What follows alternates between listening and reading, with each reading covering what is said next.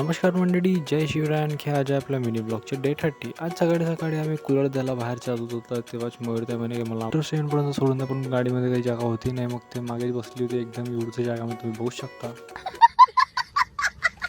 गाडीवर बॅग ठेवली, आणखी हेल्मेट वगैरे टाकून चष्मा वगैरे लावून मी निघालो गावाकडे, कारण 2 दिवसांनी मामाचं लग्न होतं. पेट्रोल पंपवर पोहोचून पेट्रोल वगैरे भरलं, आणखी मी डायरेक्ट घरी पोहोचलो. घरी पोहोचल्यावर एकदम बघितलं, मंडप वगैरे एकदम मस्तपैकी टाकलं होतं. ढोलवाले वगैरे आले होते, मस्त ढोल वगैरे वाजवले, आणखी सगळे लोक नाचत होते. त्यानंतर जोडीने ते जे पण दुसऱ्याच्या घरी जाऊन जे पण ते आपल्याला घ्यायला लागते, अशी काय रसम राहते. त्यानंतर सगळे घेऊन येत होते, सगळे डोक्यावर एकदम टोपल्यावर टाकून नाचत होते एक नंबर. मग मामा पण म्हणे नाही म्हणतो होता, तो पण एकदम खतरनाकला डान्स करून टाकला मामाने पण. त्यानंतर गावातच एक रिसेप्शन होतं, आणि ते पण आज आम्ही अटेंड करून टाकलं, कारण की एवढे दिवस करतच होतो. मग घरी आल्यावर एकदम हळद वगैरे लावणं चालू झाली. मम्मीने हळद लावली, मग रज्जी मम्मीने हळद लावली, आणखी हे बाजूला 2 लांडगे बसले होते, त्यांची तर खूपच मजा आली.